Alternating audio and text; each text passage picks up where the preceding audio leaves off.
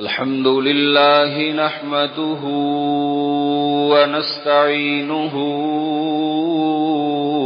ونستغفره ونعوذ بالله من شرور أنفسنا ومن سيئات أعمالنا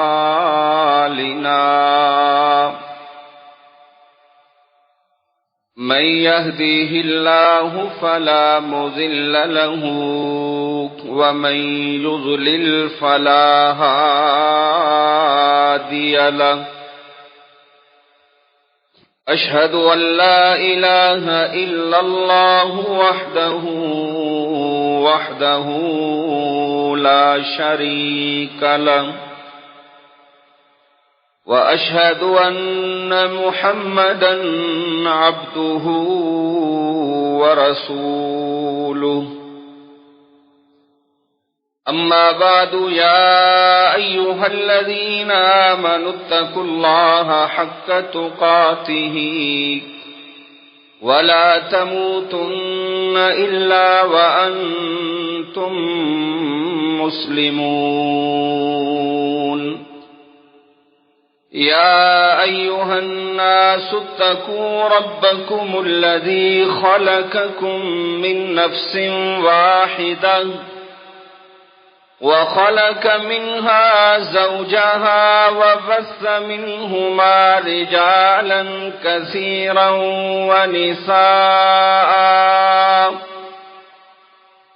واتقوا الله الذي تساءلون به والأرحام إن الله كان عليكم رقيبا يا أيها الذين آمنوا اتقوا الله وقولوا قولا سديدا يصلح لكم أعمالكم ويغفر لكم ذنوبكم ومن يطع الله ورسوله فقد فاز فوزا عظيما وشر الأمور محدثاتها وكل محدثة بدعة وكل بدعة ضلالة والضلالة في النار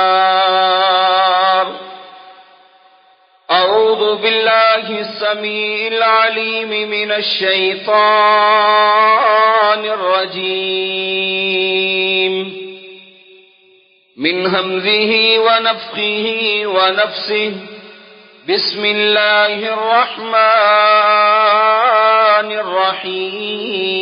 الرحيم يا أيها الرسول بلغ ما أنزل إليك من ربك وإن لم تفعل فما بلغت رسالته والله يعصمك من الناس إن الله لا يهدي القوم الكافرين اللهم صل على محمد وعلى آل محمد كما صليت على إبراهيم وعلى آل إبراهيم إنك حميد مجيد اللهم بارك على محمد وعلى آل محمد كما باركت على إبراهيم وعلى آل إبراهيم إنك حميد مجيد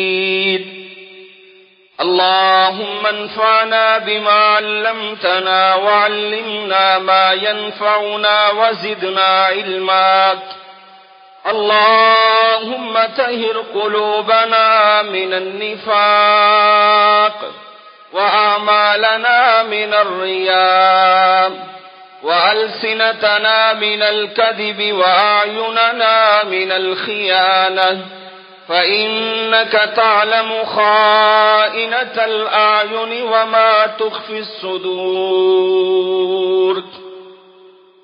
اللهم أرنا الحق حقا وارزقنا اتباعه وأرنا الباطل باطلا وارزقنا اجتنابه۔ ہر قسم کی حمد و ثنا اللہ خالق کائنات مالک ارض و سما کے لیے ہے۔ درود و سلام والی بطحاء تاجدار انبیاء، انسانیت کے رہبر و رہنما، امام المرسلین، امام المجاہدین جناب محمد الرسول اللہ صلی اللہ علیہ وآلہ وصحبہ وسلم کی ذات گرامی پر اللہ تبارک و تعالی نے نبی علیہ الصلاۃ والسلام کو نبوت سے سرفراز فرمایا تو ساتھ دنیا کی اصلاح کے لیے دعوت کا کام بھی ذمہ لگا دیا کہ آپ نے لوگوں کو دعوت دینی ہے،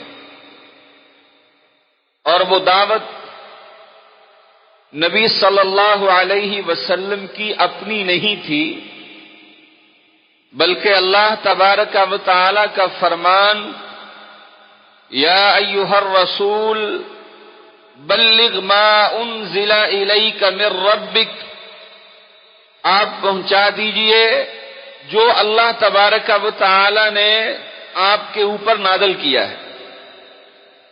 آپ کی دعوت بھی اللہ تبارک و تعالی کے حکم پر تھی، اور یہ فریضہ اتنا اہم تھا کہ اللہ تبارک و تعالی فرماتے ہیں وَإِن لَّمْ تَفْعَلْ، اگر آپ نے ایسا نہ کیا فَمَا بَلَّغْتَ رِسَالَتَهُ، پھر یاد رکھ لیں آپ نے رسالت کا حق ہی ادا نہیں کیا۔ تو میرے واجب الاحترام بھائیوں، نوجوان ساتھیوں، قابل صد احترام معززات مکرمات ماں اور بہنوں، اللہ کے نبی جناب محمد کریم صلی اللہ علیہ وسلم نے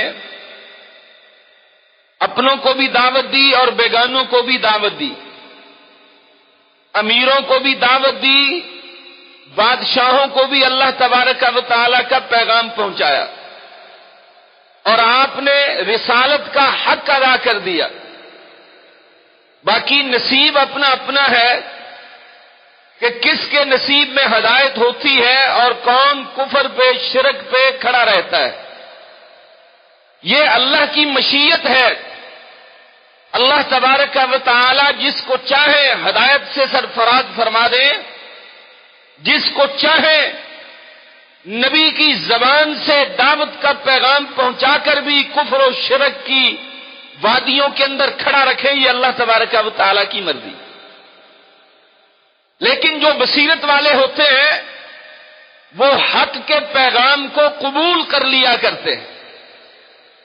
صحابہ کرام رضوان اللہ علیہم اجمعین نے قبول کیا تو اللہ تبارک و تعالی نے بہت بڑا بلند مقام عطا فرما دیا، اور اسی لیے صحابہ کہا کرتے تھے اے ہمارے پروردگار، اگر آپ ہمیں ہدایت نہ دیتے تو آج ہم ہدایت یافتہ نہ ہوتے۔ یہ ہدایت اللہ کی طرف سے ہوتی ہے، نبی بذات خود بھی کسی کو ہدایت نہیں دے سکتے۔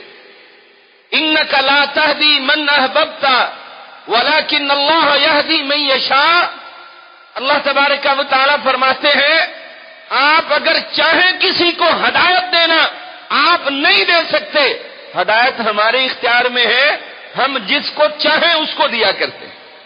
اور اسی لیے اس آیت میں اللہ تبارک و تعالی فرماتے ہیں کہ اس دعوت کو، اللہ کے پیغام کو آپ نے پہنچانا ہے، ہر چھوٹے بڑے امیر غریب کالے گورے سب تک یہ پیغام پہنچنا چاہیے، حالات جس طرح کے بھی ہوں، نہ خوشگوار ہو یا خوشگوار ہو، تکالیف ہو، مصیبتیں ہوں، پریشانیاں ہوں، آپ کے پاس ساتھی کم ہو یا آپ اکیلے ہو، جس طرح کے بھی ہو، اللہ کی ذات پہ یہ پختہ عقیدہ رکھ لیں، یہ عہد باندھ لیں، تمہارا یقین اس طرح کا ہونا چاہیے، واللہ یعصمک من الناس، اللہ فرماتے ہیں لوگوں کے معاملے میں ہم آپ کی حفاظت کریں گے۔ دعوت دینا آپ کا کام ہے، ان کے فتنوں سے، ان کی شر انگیزیوں سے، ان کے لاؤ لشکر سے، ان کی وجاہت و حشمت سے، ان کی بادشاہت کے فتنے سے بچانا میں اللہ کا کام ہے۔ آپ دعوت کو پھیلاتے چلے جائیں، واللہ لا یہدی القوم الکافرین، اللہ جس کو چاہتے ہیں ہدایت دیتے ہیں، اور کافر قوموں کو جو انکار کرنے والی ہوتی ہیں، اللہ ایسی قوموں کو کبھی ہدایت نہیں دیا کرتا۔ رسول اللہ صلی اللہ علیہ وسلم نے اس دعوت کا آغاز اپنے لوگوں سے کیا، اللہ کے حکم سے، وَأَنذِرْ عَشِيرَتَكَ الْأَقْرَبِينَ، اے پیغمبر آپ پہلے اپنے اعزاء و اقربا کو ڈرائیے۔ آپ نے جہنم سے ڈرایا، اپنے گھر سے یہ کام شروع کیا، خاندان قبیلے کے لوگوں کو ڈرایا، اپنے اعزاء و اقربا رشتہ داروں کے سامنے یہ دعوت رکھی، ماننے والوں نے مان لیا اور جھٹلانے والوں نے جھٹلا دیا، حتیٰ کہ جب اعلانیہ دعوت کا آغاز ہوا تو اللہ کے نبی علیہ الصلوۃ والسلام کوہ صفا پہ چڑھے، یا صباحا کی آواز بلند ہوئی، لوگ اس آواز کی طرف لپکے، اللہ کے پیغمبر علیہ الصلوۃ والسلام نے لوگوں سے ایک بات کی، فرمایا لوگوں مجھے بتلائیے، ان خیلا تخرج من سفح هذا الجبل، اگر میں کہوں اس پہاڑی کے پیچھے سے ایک گھوڑوں کا لشکر آ رہا ہے جو تمہیں روند کے رکھ دے گا، اکنتم مصدقیہ، کیا تم مجھے سچا مانتے ہو، میری اس بات پہ یقین کر لو گے؟ سب نے بیک زبان یہی بات کہی، ما جربنا علیک الا صدقا، ہم نے جب بھی تجربہ کیا ہے آپ کی زبان سے سچ کے علاوہ کبھی کچھ نہیں نکلا۔ تو پھر اللہ کے نبی نے دعوت رکھی، وہ دعوت عقیدہ توحید کی، دین اسلام کی بنیادی دعوت، فرمایا لوگوں لا الہ الا اللہ کہہ دو، اللہ کے علاوہ کوئی الہ نہیں ہے، وہ خالق ہے، مالک ہے، حاجت روا ہے، مشکل کشا ہے، تمہارا داتا ہے، گنج بخش ہے، بگڑی بنانے والا ہے۔ جب تمہارا اللہ کی ذات پہ یہ پختہ عقیدہ ہو جائے گا تو پھر یہ بشارت بھی سن لو، تفلحو، دنیا میں بھی کامیاب، آخرت میں بھی کامیابی تمہارا مقدر ہوگی۔ اور دنیا میں کامیابی کیا ہے؟ تملک العرب والعجم، عرب و عجم کی بادشاہتیں اللہ تمہیں عطا کر دے گا۔ بہت بڑی خوشخبری محمد کریم صلی اللہ علیہ وسلم نے دی، حتیٰ کہ نبی علیہ الصلوۃ والسلام کے چچا نے بڑے ہی نازیبا کلمات کہے، تبا لک، فرمایا تمہارے ہاتھ ٹوٹ جائیں، کٹ جائیں، نعوذ باللہ، بڑے بڑے جملے کہے کہ آج تو نے اس لیے ہمیں جمع کیا تھا۔ اس دعوت کے جرم کی پاداش میں بڑی بڑی باتیں سننا پڑی محمد کریم صلی اللہ علیہ وسلم، لیکن آپ دعوت سے بعد نہیں آئے، حتیٰ کہ ایک لمحہ ایسا بھی تھا کہ اللہ کے نبی صلی اللہ علیہ وسلم کی کمر مبارک پہ گندی ہوجری رکھ دی گئی۔ ایک لمحہ ایسا بھی تھا، عقبہ بن ابی معیط ظالم درندے نے نبی صلی اللہ علیہ وسلم کو بڑا تنگ کیا۔ ایک موقع ایسا بھی تھا، اس دعوت کے جرم کے پاداش میں نبی علیہ الصلوۃ والسلام کے گردن میں چادر کے بل دیے جا رہے تھے۔ سیدنا صدیق اکبر رضی اللہ تعالیٰ عنہ آئے دوڑتے ہوئے اور کافروں کو دھکے دیے، محمد رسول اللہ صلی اللہ علیہ وسلم کو ان کے چنگل سے آزاد کرواتے ہوئے کہا، اتقتلون رجلا ان یقول ربی اللہ، تم اس کو قتل کرنا چاہتے ہو جس کی دعوت یہ ہے لا الہ الا اللہ، لوگوں اللہ کے علاوہ کوئی الہ نہیں ہے، وہی خالق مالک ہے جو ایک رب کو ماننے والا ہے، تم اس کو قتل کرنا چاہتے ہو؟ یہ دعوت تھی محمد رسول اللہ صلی اللہ علیہ وسلم، اور تمام انبیاء کی یہی دعوت، ایک اللہ ہے، عبادتیں ریاضتیں اسی کے لیے ہوں گی۔ اللہ کے پیارے پیغمبر جناب محمد کریم صلی اللہ علیہ وسلم کی یہ دعوت پھیلتی گئی اور پھر لوگ اس دعوت کو قبول کرتے چلے گئے، حتیٰ کہ ایک وقت ایسا بھی آیا کہ اللہ کے نبی علیہ الصلوۃ والسلام نے پھر بڑے بڑے بادشاہوں کو، بڑی بڑی ریاستیں رکھنے والے بادشاہوں کے نام خط لکھے اور آپ نے ان کو بھی اسلام کی دعوت دی۔ ڈرے نہیں، گھبرائے نہیں، پریشان نہیں ہوئے۔ آج کسی چودھری کو، بڑے سے بڑے مشرک کو دعوت دینی ہو تو لوگ بڑے پریشان ہوتے، کیسے دعوت دیں؟ الٹا دعوت دینے والوں کو بھی روکنے کی کوشش کی جاتی ہے، چھوڑو جی، رہنے دو، انہوں نے نہیں ماننا، یہ بڑے پکے پرلے درجے کے مشرک ہیں، انہوں نے تو جہنم میں ہی جانا ہے۔ بھائی تیرے پاس کون سا سرٹیفکیٹ ہے؟ تیرے اوپر کیا نعوذ باللہ کوئی ایسا پیغام آتا ہے کہ تو اس پیغام کی بنیاد پہ کہتا ہو؟ اللہ کے نبی صلی اللہ علیہ وسلم نے بڑے بڑے بادشاہ،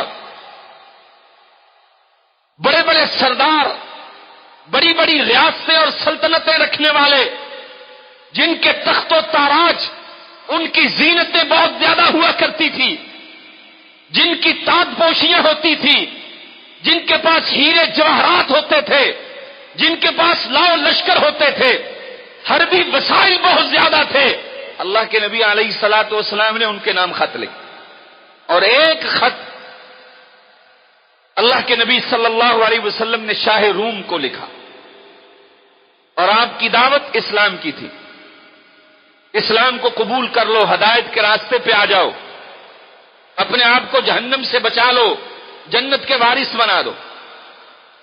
اور رسول اللہ صلی اللہ علیہ وسلم کہ ایک صحابی جو کہ بعد میں مسلمان ہوئے، حضرت ابو سفیان رضی اللہ تعالی عنہ، وہ ایک واقعہ نقل کرتے ہیں آپ کی دعوت کے حوالہ سے۔ وہ دعوت مصطفیٰ آج آپ کے سامنے رکھنا چاہتا ہوں اور پس منظر وہ آپ کے سامنے کہ رسول اللہ صلی اللہ علیہ وسلم نے ابتدا کی دعوت کی، حالات کیا تھے، اللہ کے نبی نہ گھبرائے نہ پریشان ہوئے، نہ رسول اللہ صلی اللہ علیہ وسلم نے فتوی بازی کی کہ ان کو دعوت نہیں دینی، یہ تو شرک کے گھٹا ٹوپ اندھیروں میں جا چکے ہیں، واپسی کا راستہ کوئی نہیں ہے، کوئی اس طرح کی بات نہیں کی محمد رسول اللہ صلی اللہ علیہ وسلم۔ سیدنا عبداللہ بن عباس رضی اللہ تعالی عنہما بیان فرماتے ہیں کہ ابو سفیان بن حرب رضی اللہ تعالی عنہ نے بیان کیا، یہ اس وقت کا واقعہ ہے کہ جب یہ ہرقل شاہ روم ایلیا کے اندر تھا اور یہ قریش کے لوگ میدان قتال کے اندر رسول اللہ صلی اللہ علیہ وسلم سے معاہدہ کر چکے تھے۔ اللہ کے نبی علیہ الصلوۃ والسلام کے خط جا رہے تھے تو ہرقل نے کہا کہ جاؤ بلا کے لاؤ، یہ شام میں تجارت کی غرض سے آئے ہوئے تھے اور ایک شخص ان قریشیوں کو بلانے کے لیے گیا۔ یہ قریشی شاہ ہرقل کے دربار میں آئے اور دربار کی کیفیت یہ تھی، وزراء، علماء اس وقت کے، ان کے پادری، بڑے بڑے نامور لوگ وہ ارد گرد بیٹھے ہوئے تھے۔ اب اس ہرقل نے چند سوال کیے، ان میں ایک سوال یہ تھا کہ اس نے پوچھا کہ مجھے بتاؤ تم میں سب سے زیادہ ایکم اقرب نسبا بهذا الرجل الذي يزعم انه نبی، جس نے نبوت کا دعویٰ کیا ہے اس کے نسب میں سب سے زیادہ قریب کون ہے؟ تو حضرت ابی سفیان رضی اللہ تعالی عنہ کہتے ہیں جب میں نے یہ بات سنی تو میں نے کہا فقلت انا اقربهم نسبا، میں سب سے زیادہ نسب میں قریب ہوں محمد رسول اللہ صلی اللہ علیہ وسلم۔ اس نے کہا اچھا، اپنے ترجمان کو بھی بلایا، کہا اس کو آگے لے آؤ، آگے لے آئے، باقی جتنا بھی لشکر تھا کہا ان کو اس کے پیچھے کھڑا کر لو۔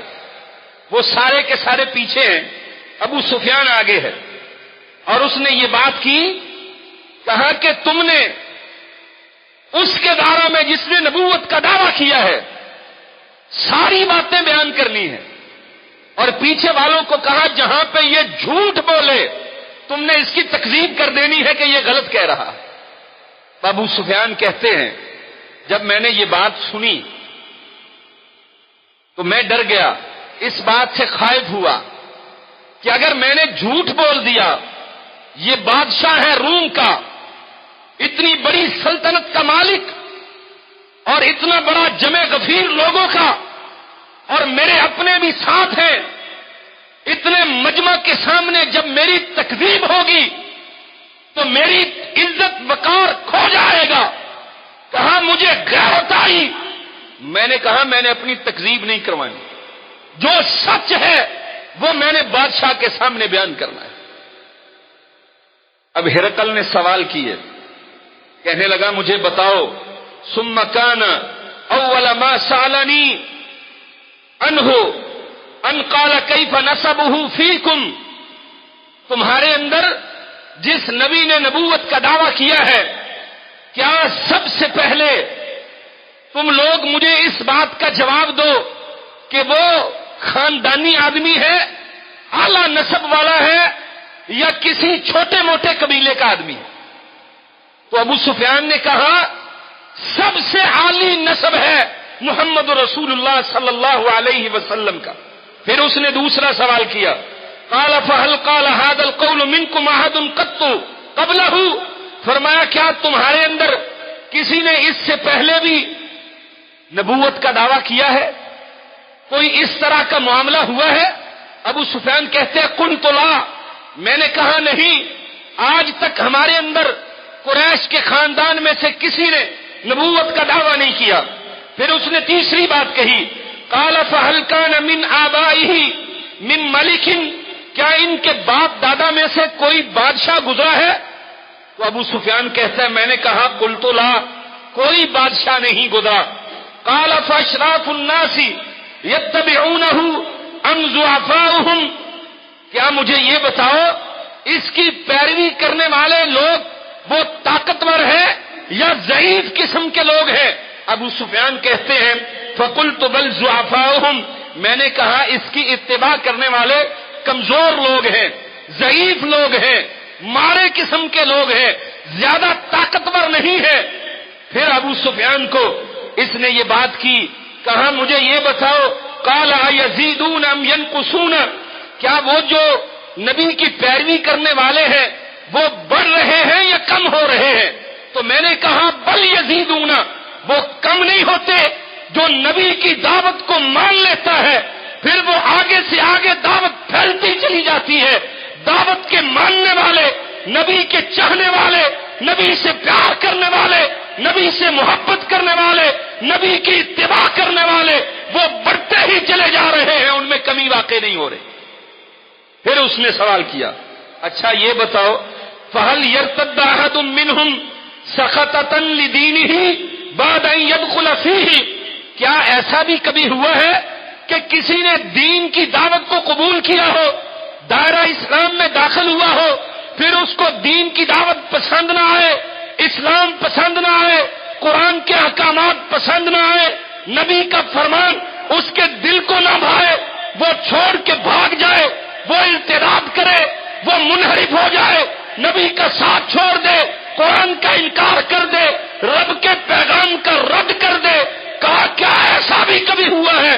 کہا کبھی ایسا نہیں ہوا۔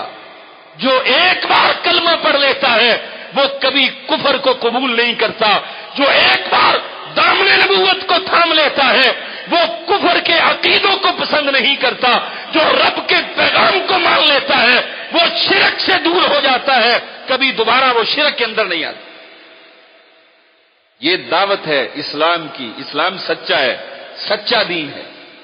اللہ کے نبی صلی اللہ علیہ وسلم کے صحابی سیدنا ابی سفیان رضی اللہ تعالیٰ عنہ کہتے ہیں اس نے پھر سوال کیا، قال فهل كنتم تتهمونه بالكذب قبل ان يقول ما قال، کیا اس نے کبھی دعوی نبوت سے پہلے بھی جھوٹ بولا ہے؟ کتنی بڑی بات ہے. اور میرے بھائیوں 5 وقت کے نمازی ہیں ہم، اسلام کے بڑے ماننے والے ہیں، عقیدہ توحید پہ بڑا مان اور ناز ہے ہمیں. اللہ کی قسم ہرقل کیا پوچھتا ہے ابو سفیان سے؟ بتاؤ، دعوی نبوت سے پہلے بچپنا بھی گزرا، لڑکپن بھی گزری، جوانی کے ایام بھی گزرے. انسان کبھی نہ کبھی کہیں نہ کہیں کوئی تو بات غلط کہہ ہی دیتا ہے، کہیں نہ کہیں تو جھوٹ بول ہی دیتا ہے. کیا دعوی نبوت سے پہلے اس نے کبھی جھوٹ بولا؟ کہا دعوی نبوت سے پہلے بھی اور بعد میں بھی آج تک ہم نے اس کی زبان سے کبھی جھوٹ نہیں سنا. یہ مسلمانوں کے نبی ہیں محمد کریم صلی اللہ علیہ وسلم. اتنی بڑی بات کی ابو سفیان نے. ہرقل نے جب یہ باتیں سنی تو پھر کہتا ہے کیا اس نے کبھی کوئی وعدہ خلافی کی ہے؟ کہا ایسا کبھی نہیں ہوا. ہاں ہمارے اور ان کے درمیان ایک معاہدہ ہوا ہے، اب مہلت ملی ہے ہمیں، دیکھتے ہیں کہ اس مہلت میں یہ وعدہ خلافی کرتا ہے یا وعدہ وفائی کرتا ہے. اب یہ ایک بات ابو سفیان نے صرف اپنی مرضی سے ان تمام باتوں میں داخل کی. اور ابو سفیان خود کہتے ہیں اگر مجھے اپنی تکذیب کا ڈر نہ ہوتا کہ معاشرہ مجھے جھوٹا کہے گا، بادشاہ کے دربار کے اندر میں جھوٹا قرار دے دیا جاؤں گا، تو میں نبی صلی اللہ علیہ وسلم کی طرف اور بھی باتیں منسوب کر سکتا تھا اپنی طرف سے، لیکن فقط میں نے اتنی سی بات جو ہے وہ منسوب کی ہے. آپ کے حالات کے اندر حضرت ابو سفیان نے جو باتیں کی ان میں صرف ایک بات یہ داخل کی. اور پھر اس نے سوال کیا ہرقل نے، قال فہل قاتلتموہ، کیا تمہاری کبھی اس کے ساتھ جنگ بھی ہوئی ہے؟ ابو سفیان کہتے ہیں ہاں ہماری اس کے ساتھ جنگ بھی ہوتی ہے. قال فکیف کان قتالکم ایاہ، پھر جنگ کا ماحول کیسا رہتا ہے؟ ابو سفیان کہتے ہیں میں نے کہا الحرب بیننا وبینہ سجال، جنگ تو ایک ڈول کی مانند ہے، کبھی ڈول اس طرف ہوتا ہے کبھی اس طرف ہوتا ہے، کبھی ہم جیت جاتے ہیں کبھی وہ جیت جاتے ہیں، کبھی میدان کے فاتح ہم بنتے ہیں، کبھی میدان کے اندر صحابہ کے قدم ڈگمگا جاتے ہیں. ایسا ہوتا رہتا ہے میدان کے اندر. لیکن کہا مجھے یہ بتاؤ یہ ساری باتیں تمہاری درست ہیں، جو تم نے نقشہ کھینچا، جو محمد رسول اللہ صلی اللہ علیہ وسلم کی سیرت بیان کی، یہ ساری باتیں اپنی جگہ پہ. مجھے یہ بتاؤ ماذا یامرکم، اس پیغمبر کی دعوت کیا ہے، وہ تمہیں کن کاموں کے کرنے کا حکم دیتا ہے؟ اب اندازہ لگائیے دیوانوں پروانوں، نبی کی سیرت، نبی کا حسن، نبی کا چہرہ، نبی کی زلفیں، نبی کی آنکھیں، نبی کے ہاتھ کی برکتیں، لعاب کی برکتیں بیان تو بڑی ہوتی ہیں، سنتے بھی بہت ہیں، سبحان اللہ واہ واہ بھی بڑی ہوتی ہے. عشق میں آ کے پتہ نہیں کیا کیا کچھ کیا جاتا ہے. ہرقل نے سوال کیا، کہا ابو سفیان یہ بتاؤ فماذا یامرکم، وہ کوئی تمہیں حکم بھی دیتا ہے کہ یہ کام کرو اور ان کاموں سے رک جاؤ، ایسے کام کرو گے یہ تمہیں صلہ ملے گا، ان کو ترک کر دو گے ایسے اللہ راضی ہو جائے گا؟ بتاؤ ایسا بھی ہے؟ آج کا عاشق جو نبی نے حکم دیا وہ ماننے کے لیے تیار نہیں ہے اور بہت کچھ کرتا ہوا نظر آتا ہے. کہا ہاں وہ ہمیں حکم بھی دیتا ہے. کہا وہ کون سی باتیں ہیں جن کا حکم دیتا ہے؟ قلت فیقول اعبدوا اللہ وحدہ ولا تشرکوا بہ شیئا، سب سے پہلی اس کی دعوت یہ ہے کہ لوگوں عبادت صرف اللہ کی کرنی ہے، اللہ کے ساتھ کسی کو بھی شریک نہیں ٹھہرانا، کیونکہ اللہ ہر قسم کے شرک سے پاک ہے. اللہ خالق ہے، مالک ہے، عبادت کے لائق ہے، اسی نے کائنات کی ہر مخلوق کو پیدا کیا ہے، عبادت بھی اسی کی جائے گی. محمد رسول اللہ نے یہاں تک کہہ دیا اور لوگوں ان تجعل للہ ندا وهو خلقک، پیدا تجھے رب کرتا ہے اور اللہ کو چھوڑ کے اس کے غیروں کی تو عبادت کر رہا ہے. یہ دعوت ہے محمد رسول اللہ. بڑی مشکل ہے یہ دعوت، بڑی پریشانی ہوتی ہے اس دعوت سے لوگوں کو، اس عقیدے سے کہ اللہ ایک ہے، عبادت کے لائق وہی ہے، تمام قسم کی عبادتیں قولی ہو، فعلی ہو، بدنی ہو، ہر قسم کی عبادت اللہ ہی کی ہوگی. اللہ کی عبادت میں کسی کو شریک نہیں کیا جا سکتا. اور جو اللہ کی ذات کے ساتھ شرک کرتا ہے، اللہ تبارک و تعالی نے کیا فرمایا؟ ایسے مشرک قسم کے لوگ میں نے ان کے اوپر اپنی جنت کو حرام کر دیا ہے، وہ کبھی بھی جنت میں نہیں جا سکتے. اگر آج بھی معاشروں کے اندر اس طرح کی بیماریاں پائی جاتی ہیں تو ہمیں توبہ کر لینی چاہیے. شرک اکبر، اس سے اپنے آپ کو بچانا چاہیے. جو انسان شرک اکبر سے بچ جائے گا، کائنات میں رہتے ہوئے اس سے جتنے بھی گناہ ہوتے رہے وہ گناہوں پہ نادم و پشیمان ضرور ہوگا، لیکن رب کعبہ کی قسم اللہ کو الہ ماننا، فقط اسی کی عبادت کرنا، یہ اتنا بڑا عمل ہے کہ اس کے سارے گناہ بہا کے لے جائے گا، اس کو جنت کا وارث بنا دے گا.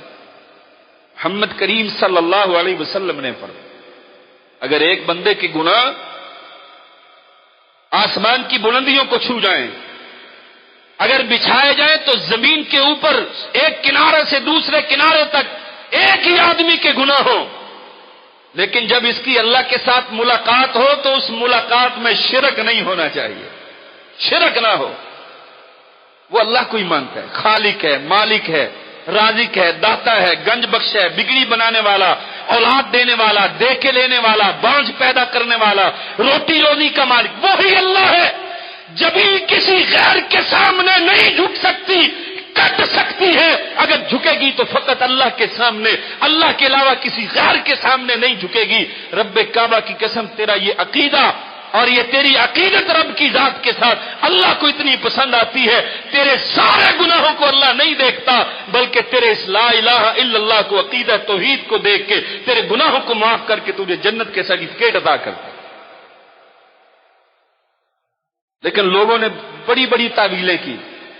وہ دیکھو جی ہم کون سی ان کی عبادت کرتے ہیں، عبادت تو ہم اللہ کی ہی کرتے ہیں، بس ہم تو ان کی تعظیم کرتے ہیں. وہ اللہ کے بندے قرآن کہتا ہے، مکہ کے مشرک کافر کیا کہتے تھے؟ ما نعبدہم الا لیقربونا الی اللہ زلفیٰ. ہم کون سی ان کی عبادت کرتے ہیں بتوں کی؟ یہ جو ہمارا جھکنا ہے تعظیم کے لیے، یہ نذر و نیاز، یہ منت سماجت، یہ تعظیم کے لیے ہے. عبادت تو ہم ان کی نہیں کرتے، یہی تو شرک ہے. اللہ اکبر. اعبدوا اللہ وحدہ ولا تشرکوا بہ شیئا. پہلی دعوت، پہلا پیغام، پہلا حکم محمد کریم صلی اللہ علیہ وسلم کا، عبادت اللہ کی، اس کے ساتھ کسی کو شریک نہیں ٹھہرانا. اور دوسری دعوت کیا تھی؟ وَاتْرُكُوا مَا يَقُولُ آبَاؤُكُمْ. اور میرے مواحد نوجوانوں، اللہ کی قسم اس دعوت کو سمجھنے کی کوشش کریں. وَاتْرُكُوا، اللہ کے نبی صلی اللہ علیہ وسلم نے فرمایا چھوڑ دو مَا يَقُولُ آبَاؤُكُمْ، جو تمہارے آباء و اجداد کہتے ہیں، تمہارے باپ دادا کی شرکیہ عبادتیں، شرکیہ ریاضتیں، شرک والے کام، شرک والے عمل جن کے پیچھے تو پڑا ہوا ہے. معاشرے کی نظروں میں بدنام ہونے سے بچنے کے لیے جیسے باپ کہتا ہے اسی طرح تو کرتا چلا جاتا ہے. کہتا ہے کیا کروں، مجبور ہوں، شرک کرتا ہوں، بدعت و خرافات میں مبتلا ہوتا ہوں. رب کی ذات کے ساتھ، محمد کریم کی بات کے ساتھ تو شرک کرنے والا ہے اور سمجھ رہا ہے کہ میں بڑا پکا مواحد ہوں، میری نماز سنت کے مطابق، میں مسجد میں آتا ہوں، غیر کے در پہ جا کے جبیں تو نہیں جھکاتا، لیکن تیرے افعال سب شرکیہ.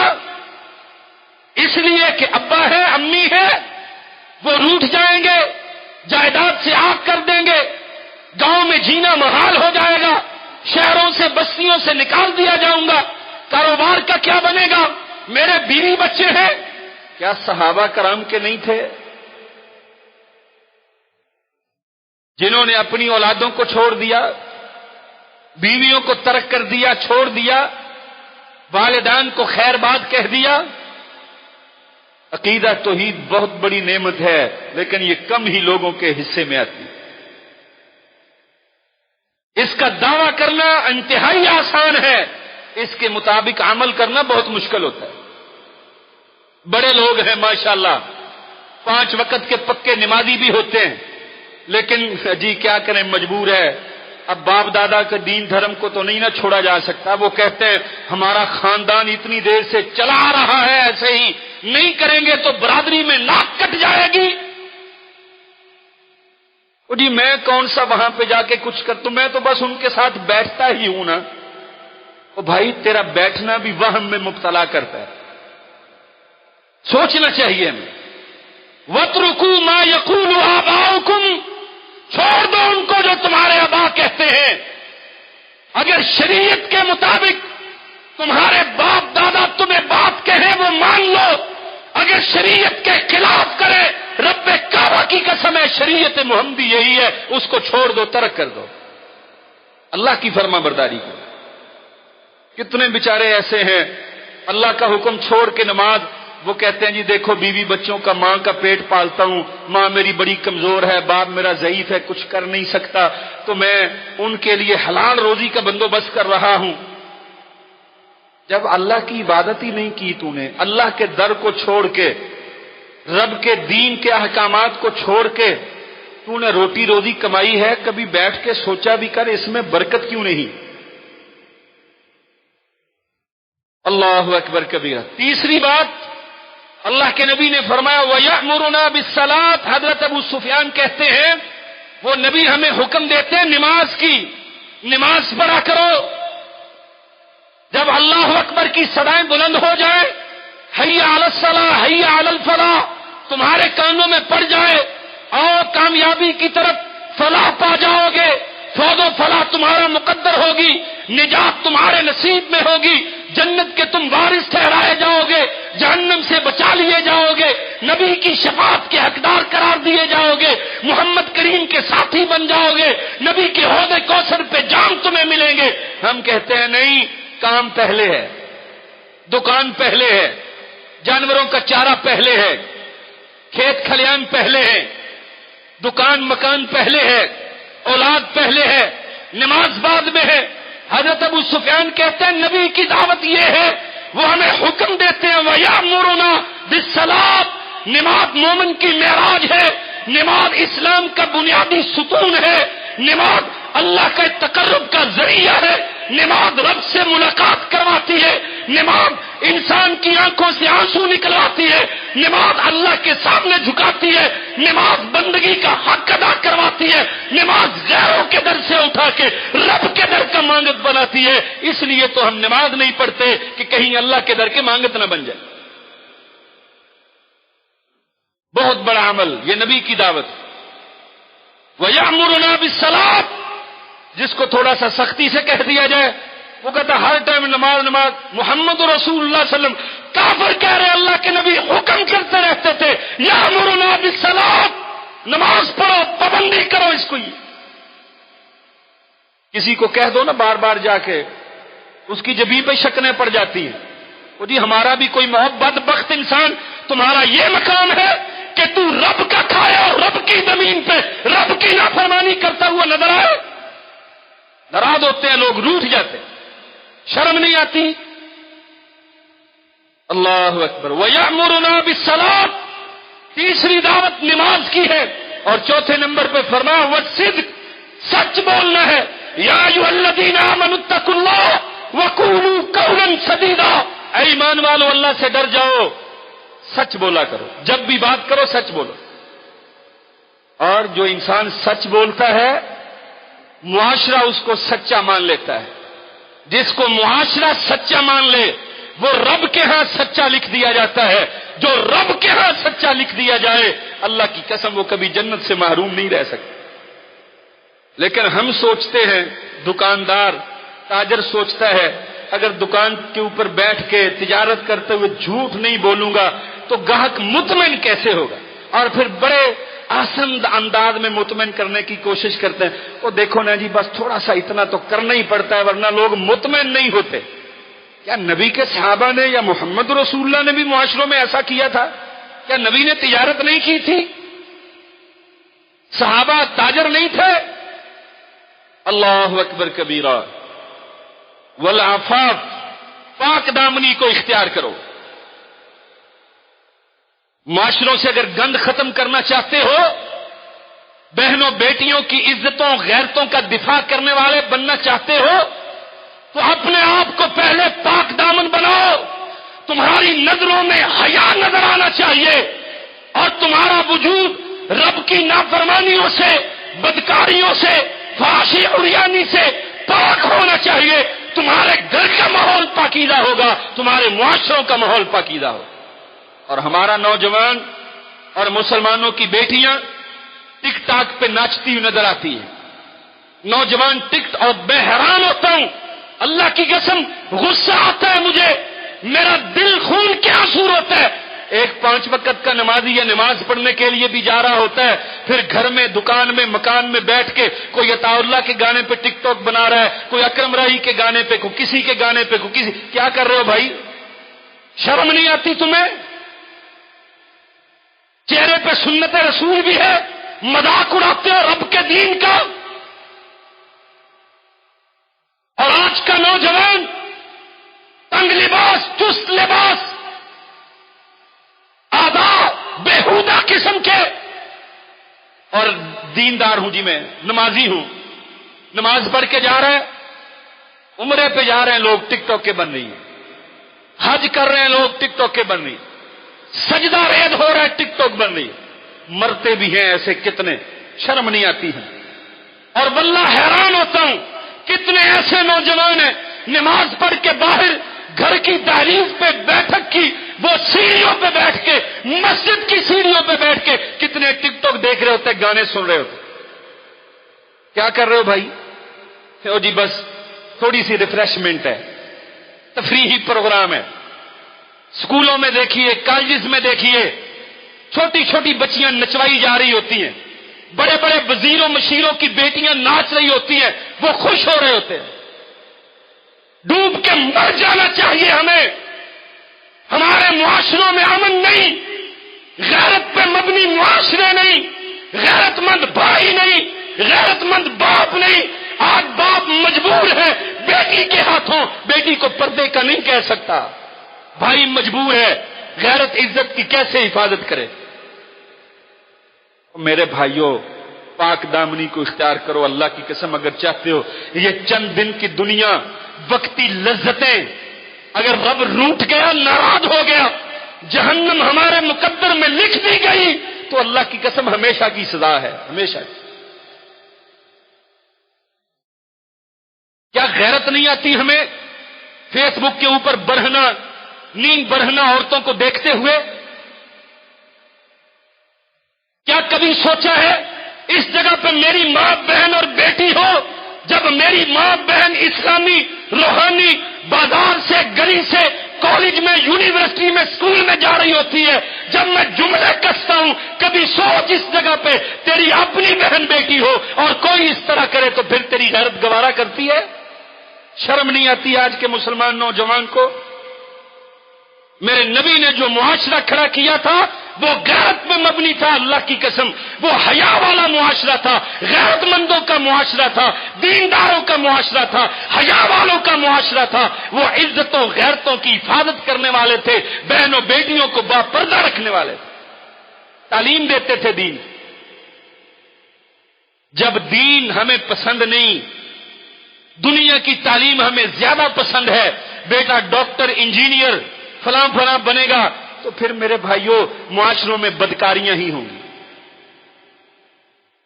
حیرانگی ہوتی ہے مسلمانوں کی بیٹیاں بینکوں میں کام کریں، کسی آفس میں کام کریں، پھر آفس بوائے ہوتا ہے، پھر پتہ نہیں کیا کیا بوائے ہوتا ہے. اللہ کی قسم میرے بھائیوں مسلمانوں، غیرت مندوں، میرے نوجوان بھائیوں، غیرت کرنی چاہیے، ہمیں شرم آنی چاہیے. اللہ کی قسم نبی صلی اللہ علیہ وسلم کے صحابہ خواتین نکلا کرتی تھی، نظریں جھکا لیا کرتے تھے، اور آج کا نوجوان بہن بہو بیٹی بازار سے گزر رہی ہوتی ہے، اس کی نظریں اس کا تعاقب کر رہی ہوتی ہیں جب تک وہ کہیں مڑ نہیں جاتی. کیا یہ ہے ہمارا اسلامی معاشرہ؟ کیا ہم مسلمان ہیں؟ فرمایا والعفاف، نبی صلی اللہ علیہ وسلم پاک دامنی کی دعوت دیا کرتے تھے، اور وصلہ تھے، اللہ کے نبی صلہ رحمی کی دعوت دیا کرتے. صلہ نوجوان ماں سے روٹھا ہوا، باپ سے روٹھا ہوا، باپ اپنی اولاد کو گالی نکالتے ہوئے کہتا ہے تو میرا ہے ہی نہیں، ڈوب کے مر جانا چاہیے ایسے باپ کو جو اپنی اولاد کے بارے میں اس طرح کے کلمے کہے۔ اور واللہ دکھ ہوتا ہے، کتنے نوجوانوں کو دیکھا سنا والدین کے گریبان کو ہاتھ ڈالا ہوا، والدین کو دھکے دے کے گھر سے باہر نکال دیتے ہیں، باپ علیحدہ روتا ہے، ماں علیحدہ روتی ہے۔ اللہ کی قسم ڈر جاؤ میرے بھائیوں، ڈر جاؤ نوجوانوں، ڈر جاؤ۔ چند لمحوں کی خواہشات کے پجاری بنتے ہوئے اپنے والدین کو دھکے نہ دو، اگر رب ناراض ہو گیا، انہوں نے بد دعا کر دی، تمہاری دنیا کی زندگی بھی برباد ہو جائے گی، آخرت بھی برباد ہو جائے گی۔ میرے نبی نے ادب سکھایا، معافی مانگ لو۔ اللہ ہم سب یہاں جتنے بھی موجود ہیں، اللہ جس جس قسم کی بھی والدین کے معاملہ میں نازیبا حرکات ہوئی، گستاخیاں ہوئی، اللہ سچے دل سے معافی مانگتے، اللہ ہمیں معاف فرما۔ یہ دعوت تھی میرے بھائیوں محمد کریم صلی اللہ علیہ وسلم نے، جو آپ نے دعوت دی، معاشروں میں امن آیا، معاشروں کی اصلاح ہوئی، اسلام پھیلا، پھر لوگ جوک در جوک اسلام کے اندر داخل ہوئے۔ یہ جو 5-6 احکام ہے نا محمد کریم صلی اللہ علیہ وسلم کے، اللہ کی قسم اگر ہم مان لیں، ہمارے گھر میں امن، ہمارے علاقے میں امن، معاشرے میں امن، گاؤں میں امن، محلے میں امن، شہروں میں امن، بستیوں میں امن، ملکوں میں امن قائم ہو جائے گا۔ لیکن ہم اس کو ماننے کے لیے تیار ہی نہیں ہیں۔ اگر تیار ہو جائیں گے تو اس کے لیے سب سے پہلا قاعدہ کلیہ یہ ہے کہ اپنے 5-6 فٹ کے وجود کے اوپر ان احکامات کو، اس نبی کی دعوت کو لازم کر لو کہ میں نے اپنے وجود کو نبی کی دعوت کا تابع بنانا ہے، پھر جتنے بھی میرے زیر اثر ہیں، زیر سایہ ہیں، میں نے ان کو تابع بنانا ہے۔ انشاءاللہ معاشرے کی اصلاح ہوتی چلی جائے گی۔ اللہ سے دعا ہے اللہ عمل کی توفیق دے۔ آخر دعوانا الحمدللہ رب العالمین۔